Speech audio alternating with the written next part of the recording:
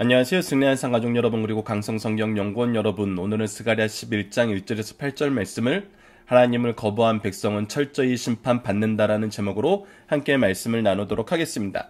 자, 11장 1절 말씀부터 함께 나누도록 하겠습니다. 레바논아, 내 문을 열고 내 불이 내 백향목을 사르게 하라. 너 잣나무여 곡할지어다. 백향목이 넘어졌고 아름다운 나무들이 쓰러졌음이로다. 바산의 상수리 나무들아 곡할지어다. 무성한 숲이 엎드러졌도다 라고 얘기하고 있습니다. 자, 지금 우리가 봐야 되는 것은 이 세 가지 나무에 대해서 하나님께서 심판하시는 걸 봅니다. 레바논에 있는 백향목, 잣나무, 바산의 상수리 나무들이 하나님께서 심판하신다는 내용입니다. 이것들이 뜻하는 것은 무엇일까요? 이 백향목과 잣나무와 바산의 상수리 나무들은 그들이 가지고 있는 높은 지위를 뜻합니다. 이 높은 지위 안에서 그들이 어떤 모습을 보여주고 있냐면 하나님을 거부하는 모습을 보여주고 있다는 것입니다. 즉, 그들이 스스로 교만하고 거만하여진 생활을 하고 있다는 것입니다. 교만하고 거만하다는 것은 누구를 향하여 교만하고 거만한 것입니까? 이것이 세상 사람들을 향한 것이라기보다 우리가 결론적으로 모든 죄는 하나님을 향한 것임을 이해를 해야 됩니다. 그래서 이들은 하나님의 질서, 하나님의 역사, 하나님의 통치를 인정하지 않고 오직 자기들의 뜻대로 모든 것이 이루어지길 좋아합니다. 그것이 바로 죄의 특징입니다. 하나님보다 나를 더 높이 놨기 때문에 하나님의 통치를 거절하게 되는 것입니다. 그런데 이것들에 대해서 하나님께서는 사르겠다 그러고 쓰러뜨리겠다 그러고 그렇기 때문에 너희들이 곡하게 될 것이라고 얘기합니다. 즉 하나님의 심판을 선언하고 있습니다. 자, 그리고 계속해서 봅시다. 3절을 보면 목자들의 곡하는 소리가 나며 그들의 영화로운 것이 쓰러졌음이로다 라고 얘기하면서 지도자가 없는 상태같이 지도자들도 슬퍼할 수밖에 없고 어떤 해결책도 없는 상태에 놓이게 된다는 것입니다. 어린 사자의 부르짖는 소리가 나며 요단의 자랑이 쓰러졌다. 즉 그들의 자랑이 없어져 버렸던 겁니다. 이들은 자랑함으로 말미암아 어떤 삶을 살았어요? 교만하고 거만한 삶을 살았어요. 근데 이제 이 자랑이 없어졌기 때문에 그들의 교만과 그들의 거만은 하나님이 어떻게 하신 거예요? 쓰러뜨리시는 거예요. 꺾어버리시는 거예요. 이것이 하나님께서 심판하실 때 나타나는 이 세상의 모습이란 것입니다. 세상의 높은 자들, 자랑하는 자들이 하나님 앞에 교만하고 거만했던 자들이 하나님을 인정하지 않았던 자들이 쓰러지게 된다는 것입니다. 그때 하나님께서는 우리에게 한 가지 명령을 내리십니다. 그것이 무엇이냐면 바로 4절입니다.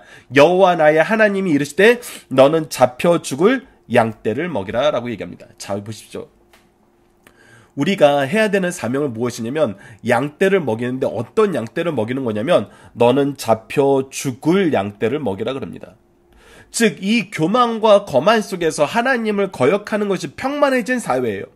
이곳에서 하나님을 발견하고 하나님을 인정한다는 것은 정말 어려운 삶이에요. 이것이 교육적으로 파급되지 않아요. 교육적으로 깊이 스며들지 않아요. 그들이 말씀을 통해서 말씀을 붙잡고 하나님의 역사하심을 경험하고 인정할 수 있는 여건이 너무나 부족해요. 이것이 지금 현대 삶의 모습이잖아요. 그때 우리는 무엇해야 된다? 이들을 먹여야 된다.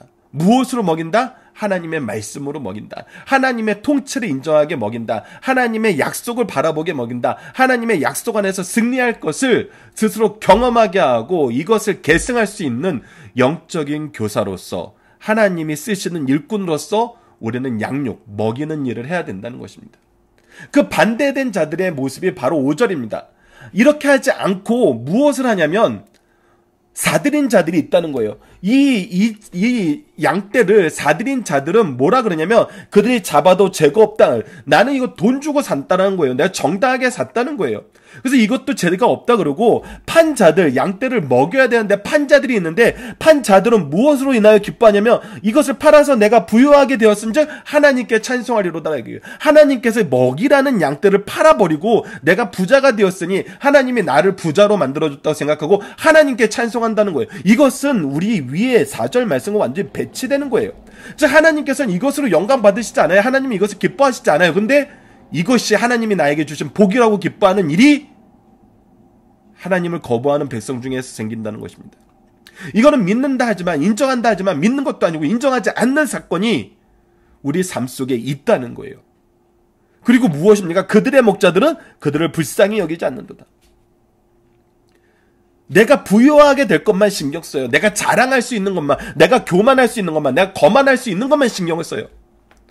그렇기 때문에 이 양들을 불쌍히 여기지 않아요. 하나님은 양떼를 먹이라 그러는데 양떼에겐 관심이 없어요. 이것이 바로 하나님께서 심판하시는 삶의 모습이라고 분명히 오늘 본문 말씀을 통해서 얘기하는데 이들은 그렇게 하지 않는다는 것입니다. 그때 어떤 일이 발생합니까? 하나님의 주권적인 심판의 역사가 발생합니다. 6절 말씀을 봅시다. 여호와가 말하노라 내가 다시는 이 땅 주민을 불쌍히 여기지 아니하고 그 사람들을 각각 그 이웃의 손과 임금의 손에 넘기리니. 자 보십시오. 하나님께서 불쌍히 여기지 않으실 때, 하나님께서 그들을 보호하시던 장막을 거두실 때 우리는 어떻게 되냐면 그 이웃의 손에 넘겨지고 임금의 손에 넘겨져서 오히려 우리가 가지고 있던 모든 은총을 잃게 된다는 겁니다. 그들이 이 땅을 칠지라도 내가 그들의 손에서 건져내지 아니하기라 하시로. 이 땅은 어떤 땅입니까? 하나님께서 우리에게 축복의 약속으로 주신 땅이에요. 하나님의 은총과 하나님의 구원과 하나님의 능력의 역사가 증명된 땅이에요. 즉 우리에게 은혜로 주셨던 거예요. 근데 이 은혜로 주셨던 땅에서 우리가 무엇을 했어요? 오절과 같은 범죄를 저질렀어요. 하나님이 우리에게 주신 사명을 망각했어요. 4절 말씀을 망각했어요. 그것이 무엇이 됐어요? 우리의 심판의 근거가 됐어요. 즉 죄의 제목이 되었다는 거예요. 은총을 우리가 하나님의 뜻 안에서 사용하지 않을 때, 하나님의 은혜를 우리가 하나님이 주신 것을 인정하지 않을 때 우리는 교만하게 되고 자랑하게 되고 거만하게 됐는데, 하나님이 이것을 어떻게 하신다? 걷어가신다. 이것이 이들에게 심판의 징계, 범죄의 내용이 된다는 것을 분명히 가르쳐줘요. 그러나 동시에 어떻게 해요? 하나님의 구원의 역사가 이 양떼들에게 임한다는 거예요. 그래서 여러분들, 이것이 정말 놀라운 것입니다. 우리에게 너희들은 잡혀 죽을 양떼를 먹이라 하시고, 하나님께서는 이 양떼를 먹이라고 하시지만 실질적인 구원은 누가 하시는 거예요? 하나님이 하시는 거예요. 즉 하나님이 우리에게 이 명령을 했다는 것은 너희들이 이 직분을 철저하게 감당하면서 내가 시킨 대로 잘 살아야 돼, 이것이 아니라, 여러분들 우리가 신구약 성경 전체의 내용을 보고 이 은혜에 대한 부분을 살펴보면은 하나님이 분명히 우리에게 명령하셨어요. 근데 이 일을 하시는 분이 누구세요? 하나님이세요. 자 7절 말씀을 봅시다.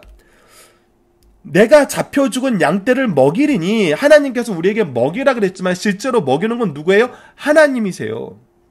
먹이는 것도 우리가 어떻게 할 바를 모르는데 우리의 수고를 사용하신 하나님의 역사는 어떻게 역사하시냐면 참으로 가련한 양들을 향하여 내가 막대기 둘을 취하여 하나는 은총이라 하고 하나는 연합이라 하리라는 거예요. 하나는 하나님의 은총 속에서 거하게 하는 거고 이 은총 속에서 하나 되게 만드신다는 거예요.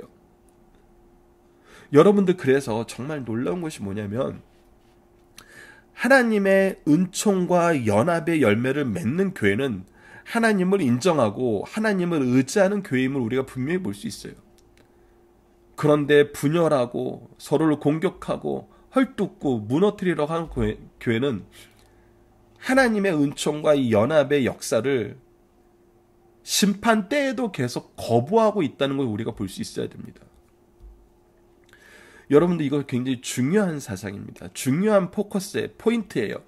그래서 이 부분을 우리가 잘 이해하고 잘 적용해야 됩니다. 우리가 무엇해야 되는 시기인지, 지금은 무엇해야 되는 시기인지, 싸우고 그 싸움을 힘의 논리로 깔아뭉개려고 우리가 하고 있는지, 아니면 정말 참된 하나님 앞에 무릎 꿇고 회개하며 하나님의 은총과 연합의 역사를 강구하고 있는지.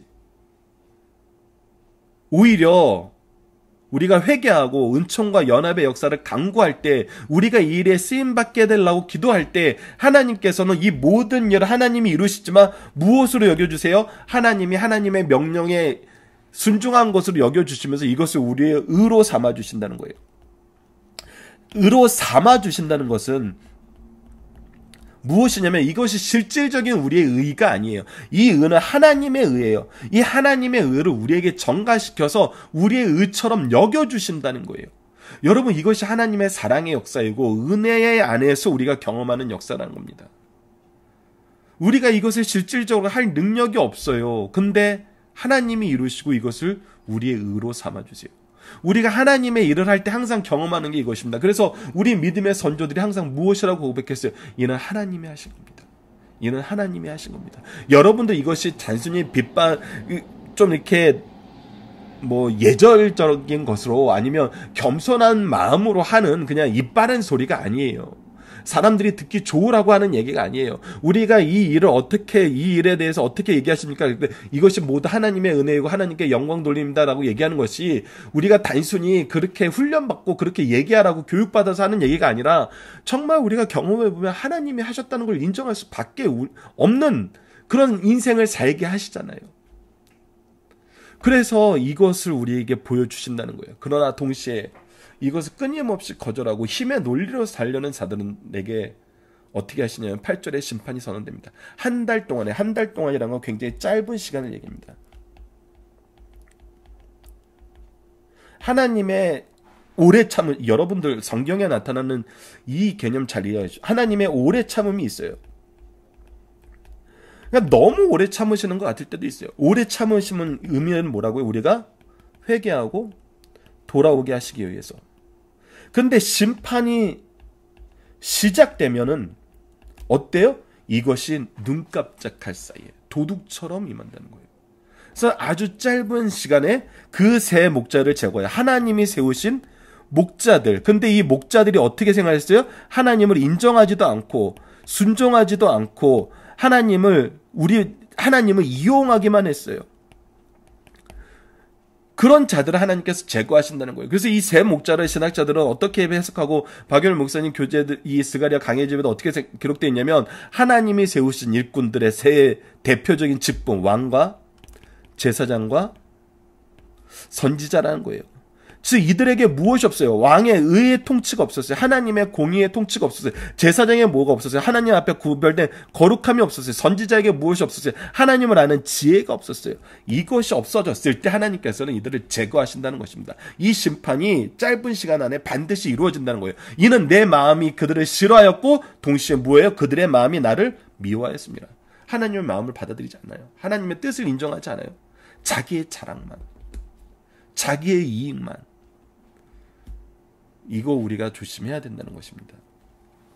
자, 본문 묵상하기를 통해서 간단하게 다시 복습하시다. 레바논의 백향목과 바산의 상수리 나무는 무엇을 의미합니까? 여러분들 앞에서 살펴봤지만 이사야서 2장 12절에서 13절에 이것이 잘 나타나 있습니다. 대저 만군의 여호와의 날이 모든 교만한 자와 거만한 자, 자고하는 자에게 이 말이니. 즉 이거는 뭐예요? 하나님을 인정하지 않고 하나님보다 나를 더 높이 여기는 것이 바로 교만과 거만과 자고한 자들의 특징이에요.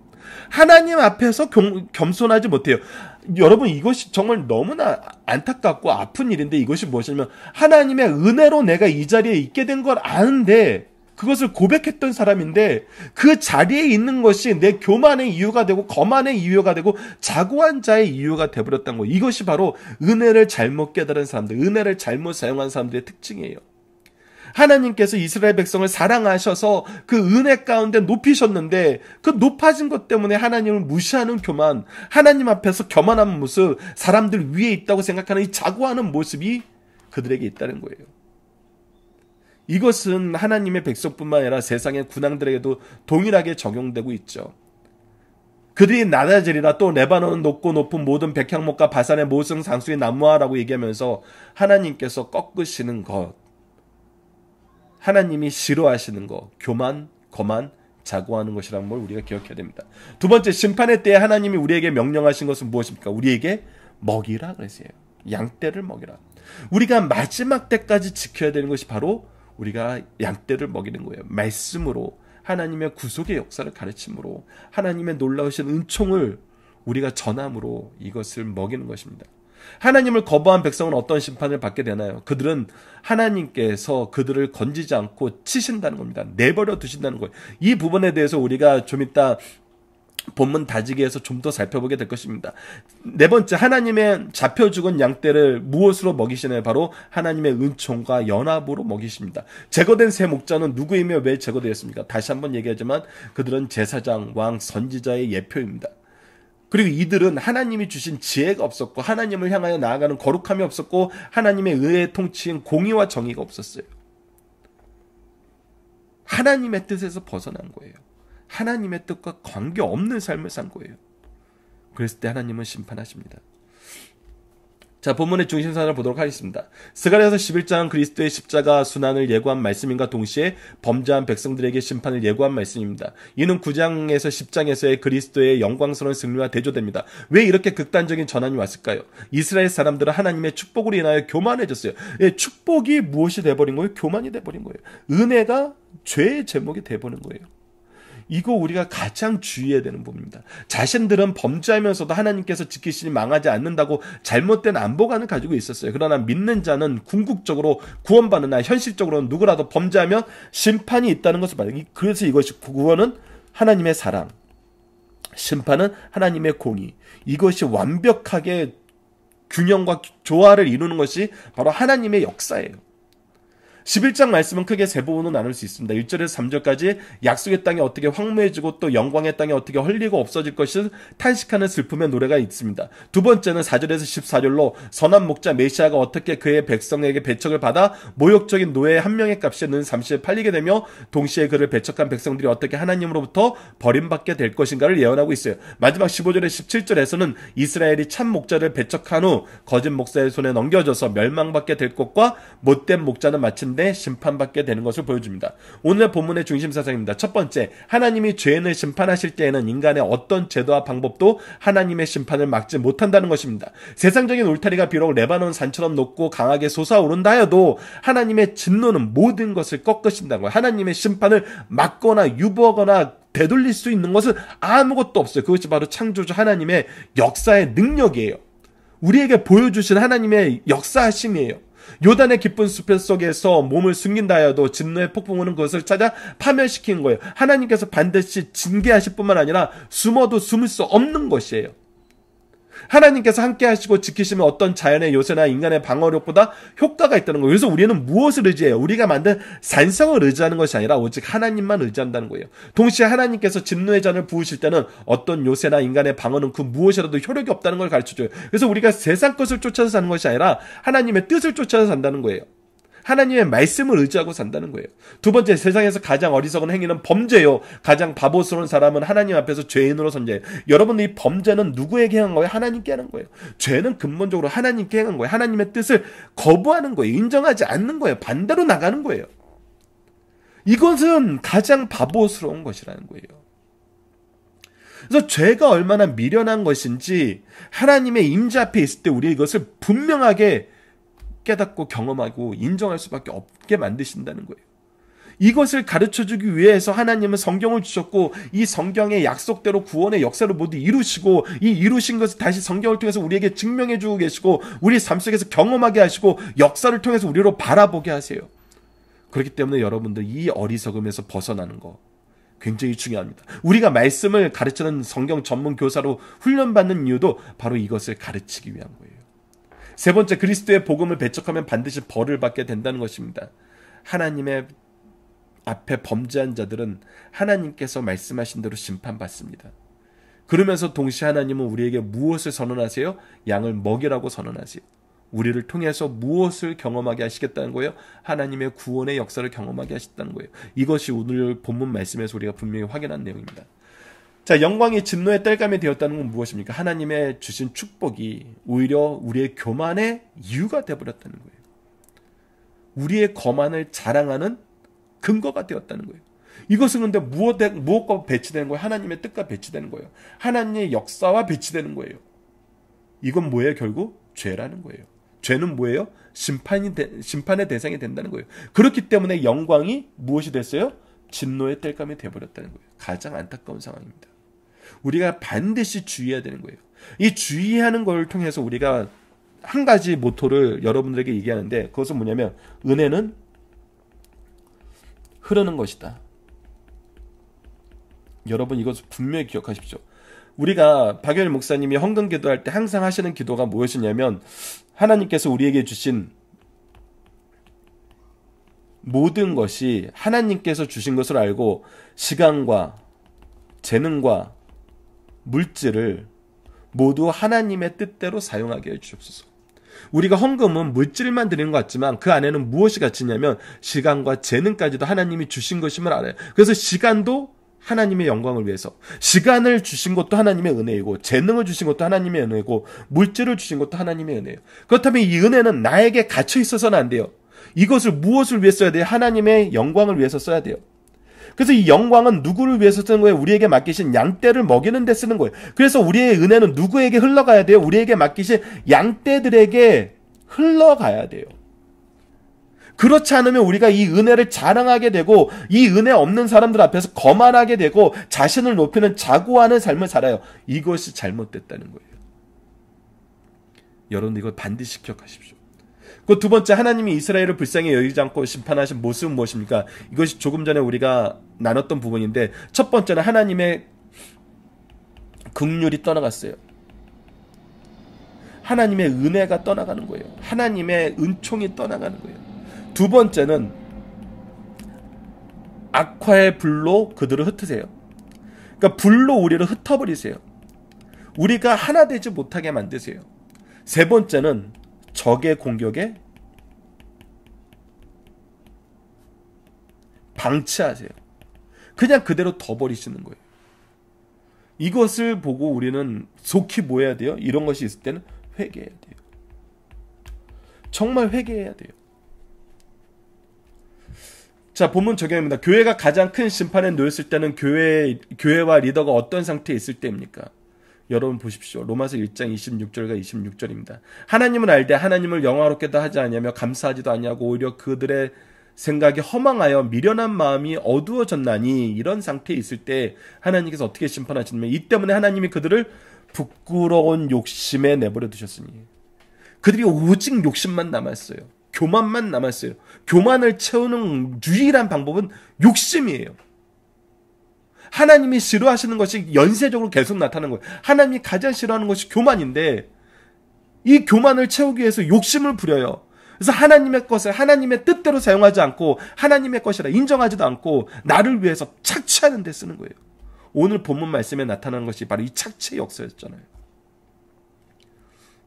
사는 사람은 내가 돈 주고 샀으니까 괜찮다 그러고, 먹이라 그랬는데 파는 사람들은 내가 팔아서 부하게 됐으니까 하나님께 영광 돌리다 그러고, 이게 말이 안 되는 이야기죠.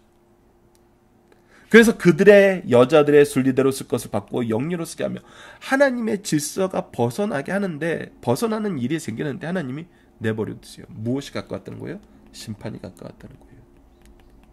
여러분, 그래서 우리가 영적 눈이 띄어져 있어야 됩니다. 이런 것이 우리 교회와 가정에 나타날 때 우리 회개해야 돼요. 눈물로 회개해야 되고, 우리에게 주신 모든 것으로 이 양떼를 먹여야 됩니다. 지금 우리가 긴급하게 회개해야 하는 문제는 무엇인가요? 교회의 리더가, 우리 가정의 리더가 이러한 삶을 살 때 우리는 회개해야 됩니다. 우리의 회개를 통해서 하나님은 역사하십니다. 자, 이번 주 공동 기도 제목은 참된 지혜는 복음의 말씀을 인정하고 의지하는 것이요 가장 어리석은 삶은 복음을 거부하는 삶임을 깨닫게 해 주소서. 오늘 본문 말씀을 통해서는 교회와 가정의 어리석은 리더와 제약된 풍습을 버리지 못함에도 아무 일도 없을 때 이것이 하나님의 심판임을 깨닫고 속히 돌이켜 회개하는 역사가 일어나게 하소서라고 기도하는 우리 승리한 산 가족 여러분들, 강성성경연구원 여러분 되었으면 합니다. 감사합니다.